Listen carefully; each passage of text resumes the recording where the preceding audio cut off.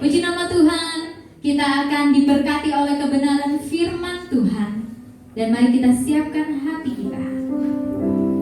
Bukan karena kebaikan adik Irma, bukan karena kemampuan adik Irma untuk dia dapat menyelesaikan kuliahnya, tetapi itu semua karena Tuhan. Amin.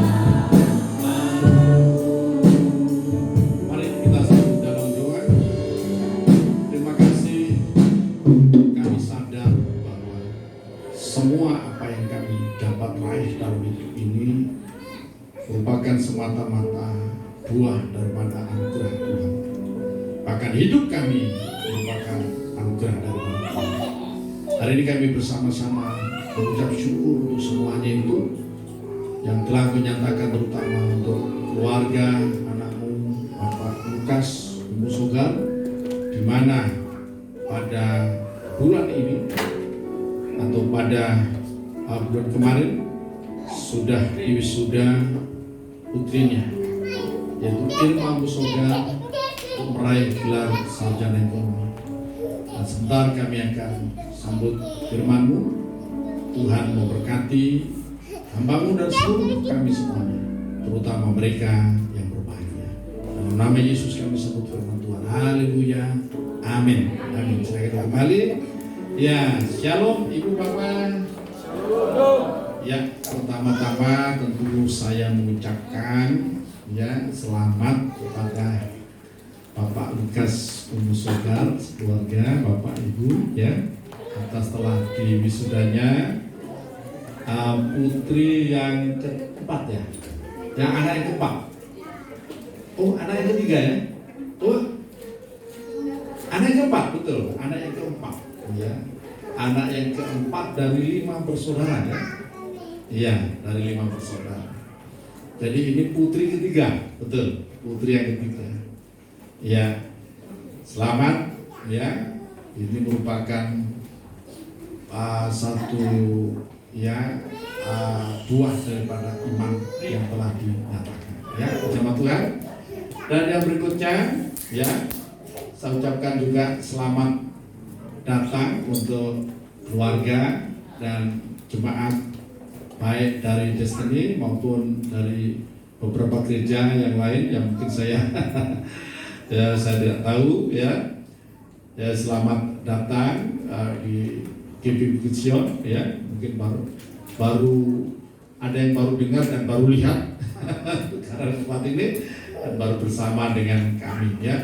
Dan yang berikutnya mohon maaf karena rupanya dari komunitas sel El Sadai tidak banyak yang hadir ya hari ini ya, mungkin karena kurang koordinasi atau banyak pulang kampung karena mau nyepi sebenarnya. Jadi nyepi duluan rupanya ya. Jadi kalau saya tahu begitu kan lebih baik udah jemaah aja yang lain ya supaya yang lain bisa hadir. Tapi apa? Seberapa banyak hadir tidak mengurangi rasa syukur kita ya di hadapan Tuhan. Baik ya, hari ini saya akan sampaikan tema renungan yaitu harapan orang benar akan menjadi sukacita ya. Dan ini telah sepertinya telah menjadi sukacita. Itu saya akan membuka atau Bapak Ibu Saudara membawa Alkitab atau Alkitab ya. Mari kita buka Amsal pasal 10 ayat 28 ya. Amsal pasal 10 ayat 28 dan kita akan membaca bersama-sama ayat firman Tuhan ini. Sudah ketemu? Mari kita baca bersama-sama 2, 3. Harapan orang benar akan menjadi sukacita, tetapi harapan orang fasik menjadi sia-sia. Haleluya. Saya melihat ya ada sukacita yang besar ya untuk keluarga daripada Bapak Lukas bumbu saudara sekeluarga tentunya ya. Dan terutama untuk adik kita, anak kita Irma ini ya, yang luar biasa.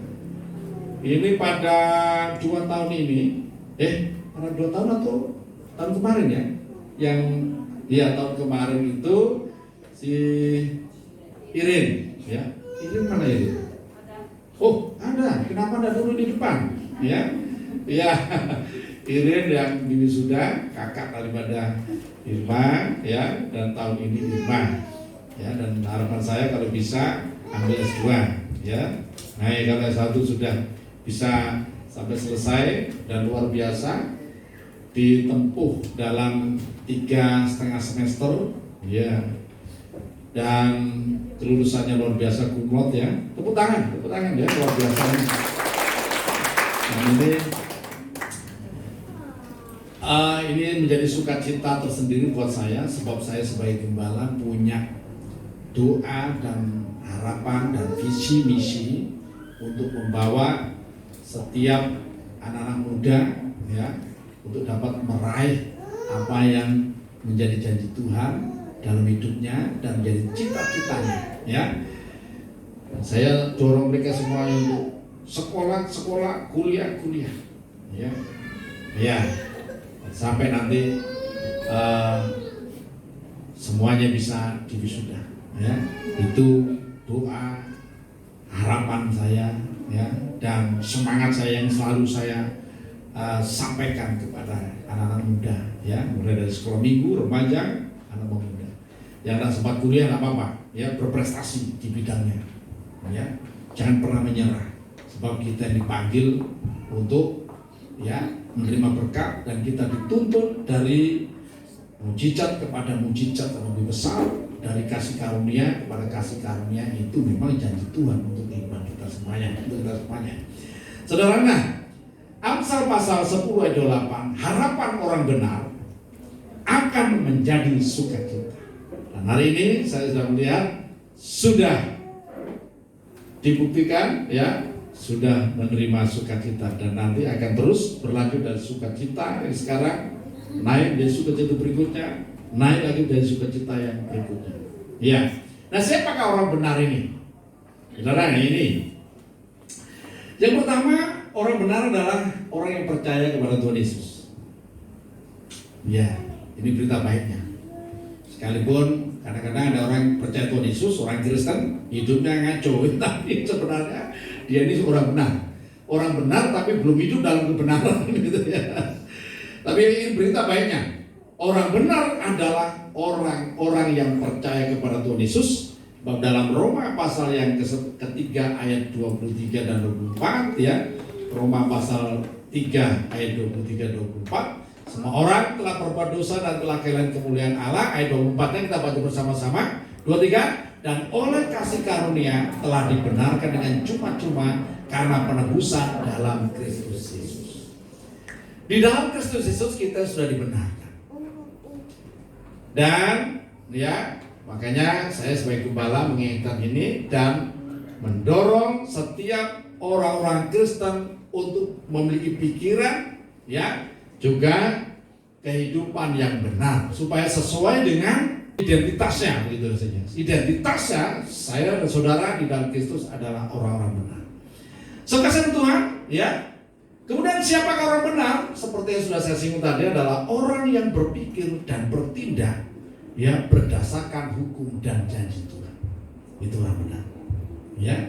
Orang berpikir dan bertindak berdasarkan ya hukum dan janji daripada Tuhan. Saudara, ini orang-orang benar.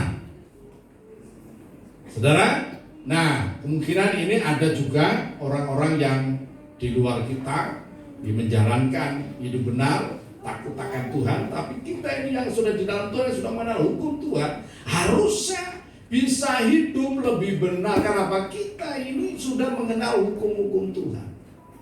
Ya. Nah, sehingga kita akan mengalami sukacita dan harapan itu menjadi sukacita dan harapan itu dalam mimpi ya. Kalau boleh saya katakan kita ini punya mimpi dan akhirnya menjadi sebuah kenyataan. Ya, saya ingat apa yang dikatakan oleh Bung Karno ya. Ya. Setiap anak muda didorong untuk mempunyai cita-cita setinggi-tingginya. Sehingga ada istilah gantungkanlah cita-citamu apa? Setinggi langit. Gantungkan cita-citamu. Oh ya. Amin. Ya, tidak salah saudara punya cita-cita jadi presiden ya. Sekalipun presiden cuma satu aja ya. Tidak salah saudara punya cita-cita jadi presiden. Tidak salah saudara punya cita-cita jadi bupati, nanti bupati WK Bubak mungkin gitu ya, atau bupati WK Bulang gitu ya, yang dari Sumba Barat Daya gitu ya, atau dari Sumba Timur ya. Oh, bupati Waingapu, bukan bupati Waingapu, mungkin bupati Sumba Timur kan, maksud bupati Waingapu, bupati Sumba Timur, bupati Sumba Barat Daya dan sebagainya. Loh, nggak apa-apa. Ya, gantung ke cita. Atau saudara cita-cita apa? Gantung ke cita. Dan kalau saudara hidup berpikir dan bertindak berdasarkan hukum Tuhan, ini akan bisa menjadi satu kenyataan. Iya. Bagaimana kita mengerti hukum Tuhan? Harus belajar banyak mengerti hukum Tuhan, mendengar, membaca firman Tuhan supaya kita ini mengenal hukum-hukumnya. Ya. Nah, bagaimana supaya ya kita ini diangkat tinggi oleh Tuhan ya. Ada hukumnya dalam Lukas pasal 14 ayat 11, tolong ditayangkan. Ya. Lukas pasal 14 ayat 11. Sebab barang siapa meninggikan diri, ia akan direndahkan, dan barang siapa merendahkan diri, ia akan ditinggikan. Ini salah satu hukum ya daripada firman Tuhan. Kalau kita mau hidup dalam kerendahan hati ya, merendahkan diri di hadapan Tuhan, maka kita akan ditinggikan. Pada waktunya itu hukum. Ya. Jadi bukti bahwa orang itu rendah hati ya, merendahkan dirinya, dia mau belajar, dia mau bekerja keras, gitu. Itu orang yang rendah. Ya. Saudara, nah kita akan melihat juga bukti ini dalam satu kisah ya. Saya senang sekali ini. Saya akan bacakan di 1 Samuel pasal yang kedua ya. 1 Samuel pasal yang kedua. Nanti saudara bisa baca mulai 1 sampai 9. Namun saya akan baca beberapa ayat saja ya. Atau mungkin lengkap saja ya saudara, supaya kita mendapat berkat yang lengkap. puji-pujian Hana. Lalu berdoalah Hana, katanya, hatiku bersukaria karena Tuhan. Tanduk kekuatanku ditinggikan oleh Tuhan. Mulutku mencemoohkan musuhku. Sebab aku bersukacita karena pertolonganmu. Tidak ada yang kudus seperti Tuhan. Sebab tidak ada yang lain kecuali Engkau. Dan tidak ada gunung batu seperti Allah kita. Janganlah kamu selalu berkata sombong. Janganlah caci maki keluar dari mulutmu. Karena Tuhan itu Allah yang maha tahu. Dan oleh Dia perbuatan-perbuatan diuji. Busur pada para pahlawan telah patah. Tetapi orang-orang yang terhuyung-huyung pinggangnya berikatkan kekuatan. Siapa yang dahulu sekarang menyewakan dirinya karena makanan. Tetapi orang yang lapar dahulu sekarang boleh beristirahat. Bahkan orang yang mandul melahirkan 7 anak. Tapi orang yang banyak anaknya menjadi kaya. Tuhan matikan dan Tuhan menghidupkan. Ia menurunkan ke dalam dunia orang mati dan mengangkat dari sana. Kita akan baca ayat 7 bersama-sama dan ayat 8 ya. 2, 3. Tuhan membuat miskin dan membuat kaya. Ia merendahkan dan meninggikan juga. Ia menegakkan orang yang hina dari dalam debu dan mengangkat orang yang miskin dari lumpur untuk mendudukkan dia bersama-sama dengan para bangsawan dan membuat dia memiliki kursi kehormatan. Sebab Tuhan mempunyai alas bumi dan di atasnya ia menaruh daratan. Perhatikan ya, pergumulan daripada seorang hamba. Saya senang kesaksian Bapak Lukas, Ibu dan sebagainya ya. Iya, mereka menyaksikan bagaimana kehidupan yang mereka jalani, tetapi keadaan tidak mencegah mereka untuk memiliki harapan masa depan yang lebih baik. Ya, nah ini boleh menjadi pelajaran, menjadi pengalaman bagi setiap kita. Ya. Makanya waktu itu kesaksiannya saya naikkan juga ya, supaya Pak menjadi berkat. Saudara kasih dalam Tuhan ya. Nah, sama seperti yang dialami oleh Hana ini, dia mengalami banyak pergumulan dalam hidupnya ya. Karena dia dalam keluarga Elkana, dia sebagai salah satu istri daripada Elkana, dulu boleh ya 2 ya. Nah, Penina punya anak, sedangkan Hana mandul, tidak punya anak. Tetapi dia dalam keadaan seperti itu bukan ditanggapi, bukan diterima sebagai sebuah kutukan, tidak. Justru sebagai tantangan, kekurangan yang dia alami, dia rasakan, itu ditanggapi sebagai sebuah tantangan. Maka dia mulai berjuang, dia mewujudkan bahwa Tuhan itu adalah Allah yang benar, dia adalah hakim. Dia akan bisa mengubahkan keadaan orang yang lemah, orang tidak punya harapan, memiliki pengharapan dalam hidupnya, dan itu terbukti. Ya, akhirnya apa? Hana melahirkan seorang anak yang luar biasa dan akhirnya menjadi hakim Israel. Ya, pada zamannya yaitu Samuel. Dan kemudian Hana juga mempunyai anak-anak berikutnya setelah melahirkan Samuel.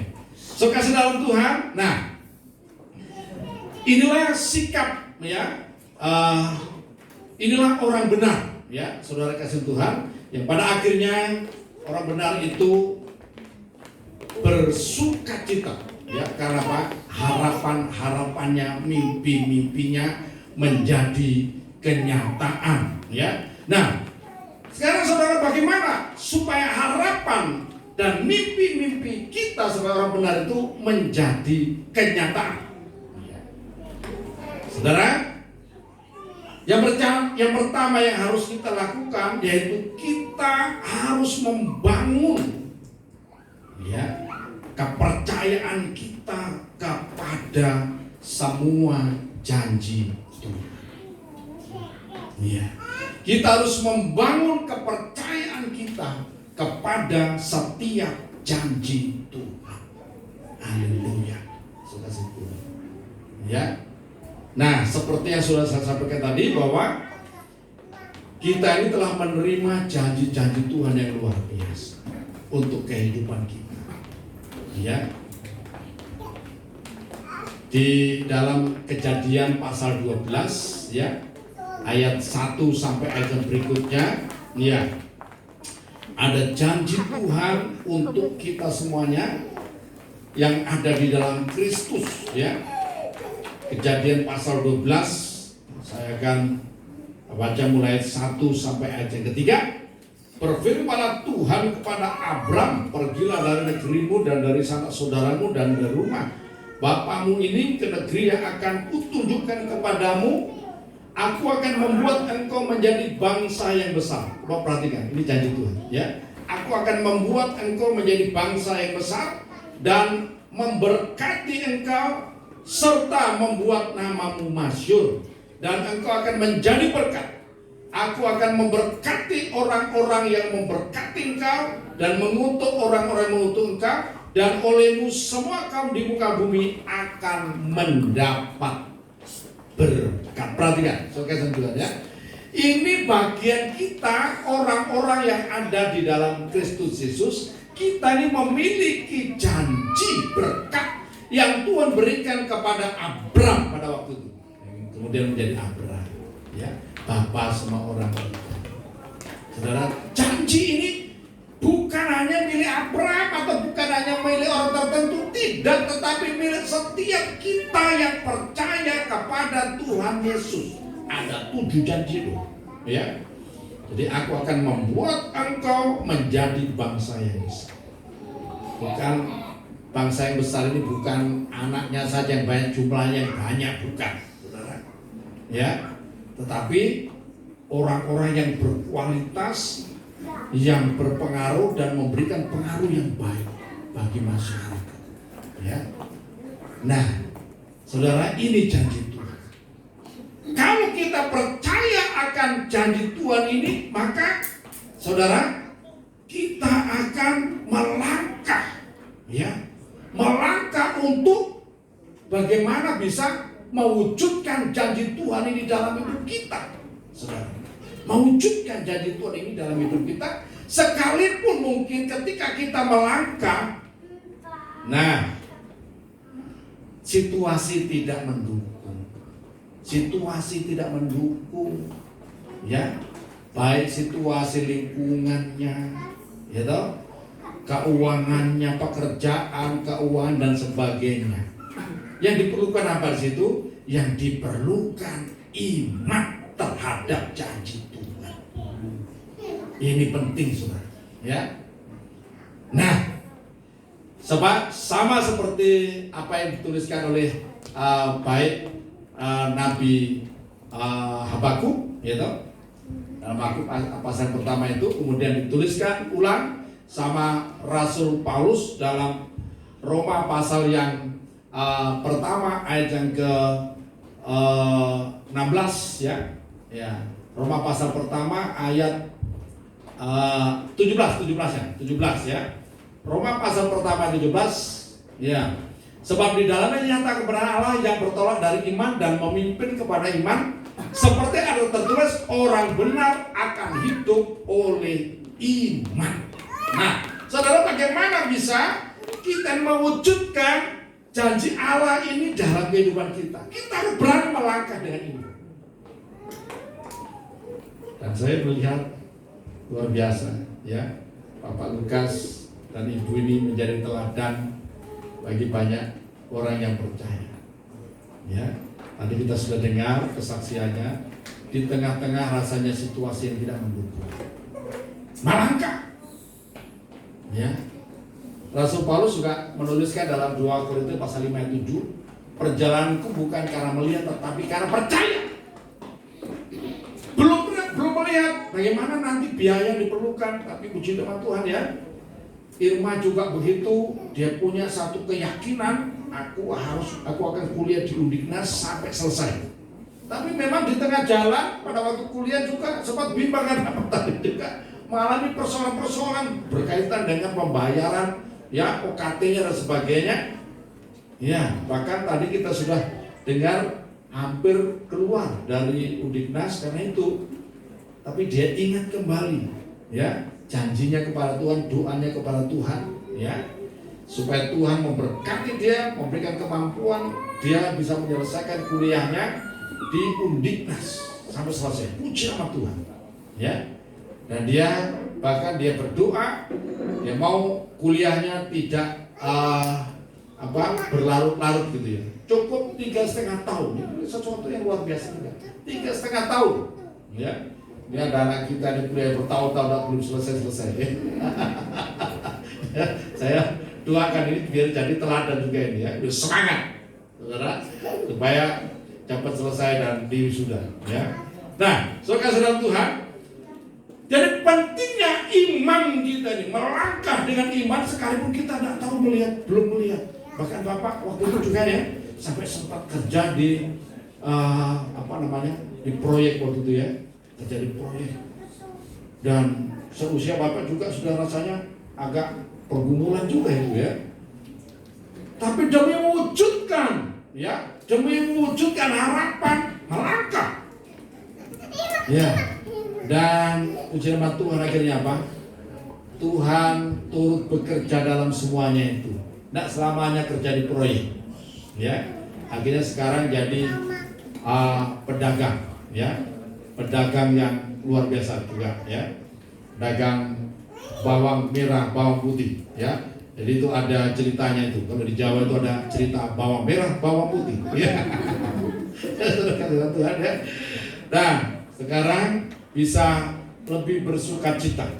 Sukacita Tuhan. Dan saya minta Irma sekali lagi jangan berhenti sampai di sini. Ya. Kalau bisa ambil S2-nya. Ya, lanjut ambil S2. Ya. Nah, saya dorong memang supaya apa? Supaya lebih bersukacita lagi untuk membuktikan bahwa Tuhan itu ya dalamnya.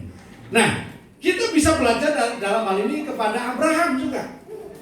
Bapak kita Abraham, ya, dalam Roma pasal yang keempat, Roma pasal 4, ya, ayat 18 sampai ayat yang ke 22 ya, saya bacakan. Roma pasal 4 ayat 18 sampai 22. Ini kita mendapatkan satu pelajaran luar biasa. Sebab sekalipun tidak ada dasar untuk berharap, namun Abraham berharap juga dan percaya bahwa ia akan menjadi bapa banyak bangsa. Menurut yang telah difirmankan, demikianlah banyaknya nanti keturunanmu. Imannya tidak menjadi lemah, termasuk pengharapannya. Cita-citanya tidak pernah mati, sekalipun tidak ada dasar ya, tidak ada yang mendukung ya.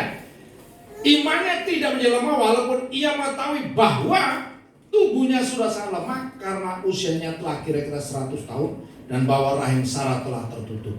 Tetapi terhadap janji Allah ia tidak bimbang karena ketidakpercayaannya, malah ia diperkuat dalam imannya dan ia memuliakan Allah. Dengan penuh keyakinan bahwa Allah berkuasa untuk melaksanakan apa yang telah ia janjikan. Ayat 22 kita baca bersama-sama. 23. Karena itu hal itu diperintahkan kepada sebagai kebenaran. Kita belajar dari Bapak. Melangkah di usia 75 tahun untuk ya melihat, mengalami digenapinya janji Tuhan dalam kehidupannya. Ya, janji di Kejadian pasal yang ke-12 ayat 2 sampai ayat yang ke-3 tadi. Ada 7 janji. Salah satunya itu adalah engkau akan anak cucumu akan menjadi berkat. Tapi umur 75 dia sudah menikah sekian puluh tahun tidak punya anak. 75 tahun bagaimana dia punya anak? Saudara, sudah expired.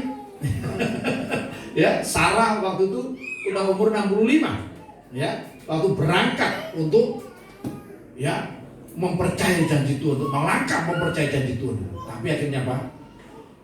Bukan umur 75 tahun dia punya anak, tetapi umur 100 tahun. Ya, 100 tahun baru janji itu digenapi. Sekalipun dia ada kecelakaan ya. Ya. Tapi tidak usah bicara soal kecelakaannya itu, ya. Nah, 100 tahun janji Tuhan untuk keturunan yang akhirnya akan menurunkan berkat bagi dunia ini akhirnya digenapi. Jadi janji Tuhan itu janji iya, ya dan amin. Bahkan di dalam Kristus Yesus sekarang dalam 1 Korintus itu ya, janji Tuhan itu adalah janji ya dan amin. Tidak ada ya dan tidak ada ya dan tidak, tetapi yang ada itu ya dan amin. Ya. Karena itu jangan kita ini bimbang dalam mempercayai janji Tuhan. Sekalipun tidak melihat, belum melihat, melangkah saja. Nah itu ya. Kemudian berikutnya yang kedua, saudara, apa sikap dan tindakan kita sebagai orang benar agar janji Tuhan itu terjadi dalam kehidupan kita, yaitu kita mengandalkan Tuhan. Jangan mengandalkan diri sendiri. Jangan melihat kemampuan diri sendiri saja, tapi lihatlah, pandang Tuhan. Baru kita akan mengalami mujizat Tuhan dalam kehidupan kita. Makanya Nabi Yeremia, ya, Yeremia pasal 17 ya, ayat 7 sampai 8 ya. Ya, diberkatilah orang yang mengandalkan Tuhan, yang menaruh harapannya pada Tuhan, ya. Ayat 8, ia akan seperti pohon yang ditanam di tepi air, yang merambatkan akar-akarnya ke tepi batang air, dan yang tidak mengalami datangnya panas terik, yang daunnya tetap hijau, yang tidak khawatir dalam tahun kering, dan yang tidak berhenti menghasilkan buah. Ini orang yang mengandalkan Tuhan, selalu eksis di setiap keadaan. Keadaan susah tetap eksis dia. Keadaan apa saja tetap eksis. Kenapa? Dia diberkati oleh Tuhan. Saudara, karena memang janji Tuhan kepada kita semuanya, kita dipanggil untuk diberkati supaya menjadi berkat. Di tengah-tengah situasi yang sulit, saudara tetap jadi berkat. Diberkati dan menjadi berkat. Itu janji Tuhan. Karena itu jangan kita menjadi lemah ketika memandang situasi tidak mendukung kita. Pandanglah Tuhan, andalkan Tuhan, maka kita akan mengalami mujizat. Kita akan bisa berjalan dari mujizat kepada mujizat, dari kemuliaan kepada kemuliaan, dari keberhasilan kepada keberhasilan. Ya, yang orang lain tidak bisa memandang itu karena mereka tidak memiliki janji Tuhan. Nah, kita yang memiliki janji Tuhan, mari kita mengandalkan Tuhan, melangkah. Nah, nanti saudara bisa baca ya, kisah yang terjadi di 1 Samuel pasal 30. Itu zaman Daud. Ketika Daud meminta Suaka ya ke sana, kemudian ditempatkan di Siklak, daerah Siklak. Dan ketika dia mau membantu Palestina, ya, raja-raja Palestina mau menyerang Israel, ya, dia ditolak, dia pulang ke Siklak, dia sudah kecewa. Kadang-kadang niat baik, ya, orang ini punya niat baik ditolak itu biasanya kecewa luar biasa. Tapi Daud sekali kecewa, orang yang mengandalkan Tuhan tidak membiarkan dirinya dibunuh oleh kekecewaan. Hati-hati, banyak orang Kristen yang akhirnya patah di tengah jalan, ya harapannya kan apa? Dikecewakan orang. Jangan pernah kecewa, saudara. Melangkah terus. Daud lanjut. Kita sampai di Siklak, dari jauh dia melihat itu Siklak kebakar, artinya sudah diserang. Begitu sampai di Siklak, habis semuanya. Keluarganya tidak ada temuan semuanya. Harta bendanya tidak temukan semuanya. Bahkan Siklak dibakar habis. Lebih kecewa harusnya. Orang yang mengalami begini bisa memberontak kepada Tuhan, mungkin tidak Tuhan-Tuhanan, kenapa Tuhan tidak menjaga saya, mungkin begitu ya. Tapi Daud tidak. Ya, orang-orang menyertai Daud, 600 orang mau ngerutuk Daud. Tapi Daud waktu itu mengandalkan Tuhan, dia mencari Tuhan, bertanya Tuhan. Dan akhirnya apa? Dia menguatkan orang yang lain. Karena kadang dalam situasi sulit, ya keluarga kita bisa juga kehilangan kepercayaan. Makanya kepala keluarga ini penting, atau siapapun di dalam satu keluarga itu untuk tetap mengingatkan, untuk tetap percaya kepada Tuhan dalam situasi yang sulit, sangat sulit, ya harus tetap percaya pada Tuhan. Nah, Daud menguatkan iman mereka semuanya. Nah, dia mengejar pasukan yang dia tidak tahu datang dari mana, ya. Nah, tapi dia melangkah bersama dengan Tuhan. Dan akhirnya apa? Dengan 600 orang itu, kemudian 200 orang kecapean, ikut nyebrang sungai Besor. Kemudian dia menemukan ada satu orang budak daripada pasukan yang menyerang itu, orang Mesir yang tepar di situ karena sakit, ya, bukan karena Omikron, saudara, ya, saudara. Dan ditanya, rupanya itu ada jalan, ada petunjuk jalan. Namun ketika dia tahu situasinya, saudara, situasinya, nah ini sebenarnya secara manusia gemeter Daud. Kenapa? Pasukan yang menyerang Siklak itu jumlahnya 120-an ribu. Sementara Daud dan pasukannya cuma 400 orang. Ya, 400 orang. Dan akhirnya apa? Akhirnya Daud tetap memutuskan melangkah. ya, untuk membebaskan keluarga mereka yang ditawan itu. Dan puji nama Tuhan, bersama dengan Tuhan 400 orang ini ya bisa mengalahkan 120.000 orang dan hanya menyisakan 400 orang saja. Dari 120.000 orang yang tersisa cuma 400 orang. Kenapa? Karena imannya kepada Tuhan, mengandalkan Tuhan. Ya. Nah, 119.500 orang itu semuanya tewas, dikalahkan oleh Daud dan pasukannya yang cuma 400. Kenapa? Karena dia mengandalkan Tuhan. Makanya ketika saudara ya dipimpin Tuhan dan ketemu dengan masalah atau menghadapi satu masalah dalam hidupnya, kemudian saudara melangkah dan menghadapi masalah besar, jangan gentar saudara. Saudara yakin bersama Tuhan saudara bukan cakap menanggung persoalan saudara, tapi saudara akan mampu menghadapi masalah besar itu.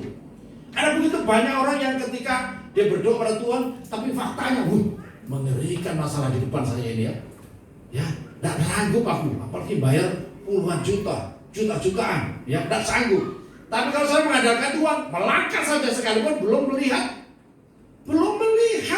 apa itu namanya faktanya bahwa semua ini disediakan, melangkah saja, ini saudara mengalami mujizat dalam kehidupan saudara. Ya, Tuhan pasti buka jalan, Tuhan pasti buka jalan, dan saudara tidak akan terheran-heran. Saya ingin semua saudara yang hadir di sini mengalami, ya, mengalami janji Tuhan dalam kehidupan saudara. Yang terakhir, saudara, kelamaan saya goodbye. Ya, tapi mumpung ini ya, saudara, sebab ya, sebab ini hari yang istimewa buat ya anak kita ini ya, luar biasa. Nah, yang berikutnya ya, sikap dan tindakan orang yang benar itu, dia dalam hidupnya dia akan selalu memuliakan Tuhan. Dalam situasi apapun, ketika dia menghadapi masalah, dia memuliakan nama Tuhan. Dia tidak menggerutu, ya, dia tidak menuduh Tuhan macam-macam. Nah, kita bisa belajar dari Ayub. Nanti saudara bisa baca itu kisah Ayub pasal 1. Ya, tolong ditayangkan ayat 21-nya, ayat 1 ayat 21. Ketika dia kehilangan segala sesuatu yang menjadi miliknya, bahkan istrinya akhirnya meninggalkan dia. Dia berkata, dengan telanjang keluar dari kandungan ibuku, dengan telanjang juga aku akan kembali ke dalamnya. Tuhan yang memberi, Tuhan yang mengambil, terpujilah nama Tuhan. Perhatikan, ketika dia ditinggalkan dalam keadaan kesepian, ya, harta bendanya dibawa kabur oleh para penjahat, ya, dan anak-anaknya bahkan mati karena bencana yang terjadi pada waktu itu. Ya, saya kalau bayangkan itu terjadi, ini Ayub bukan orang yang ini orang yang kaya, orang terhormat, ya, tidak pernah mengalami kesusahan. Tetapi dalam mungkin satu bulan itu habis-habisan semuanya. Orang itu bisa stres, gendeng bisa saudara. Iya. Bisa jadi temannya Joko gendeng, ya Joko Budo ya. Ki gendeng angkat sebenarnya. Ya, terkasih Tuhan, tapi tidak dia tetap bisa bersyukur. Bahkan dia katakan terpujilah nama Tuhan, Tuhan yang memberi, Tuhan yang mengambil. Terpujilah. Dia tidak stres dengan itu. Dia masih punya harta yang terindah dan yaitu apa? Tuhan. Itu harta yang paling berharga dalam hidup. Tetapi kemudian ketika dia dipulihkan, ya, dia tidak lupa diri.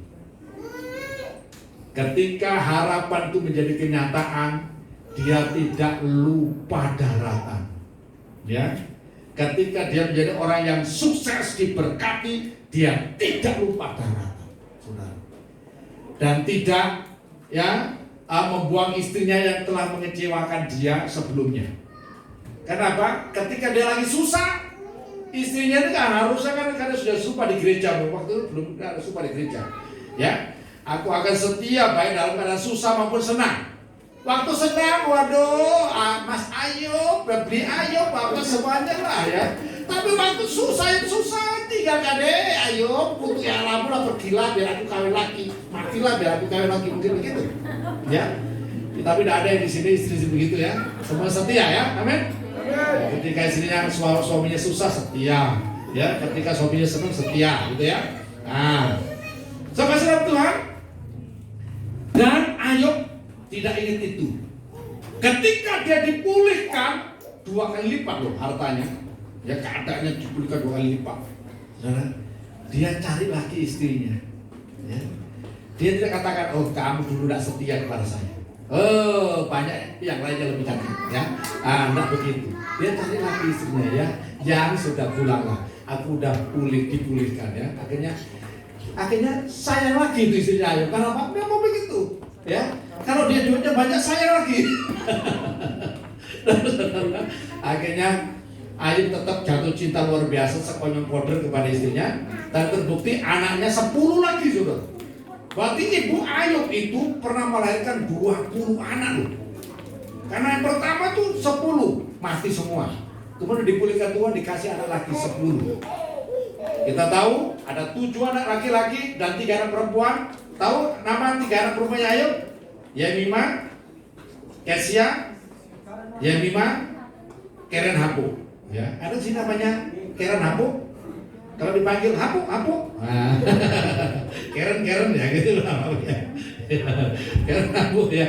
Nah, sama sinar Tuhan. Nah, ketika juga Daud ini diberkati, sudah perhatikan ya.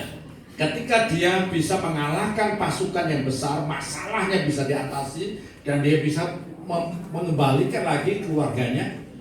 Rupanya di balik setiap masalah itu ada berkat yang besar.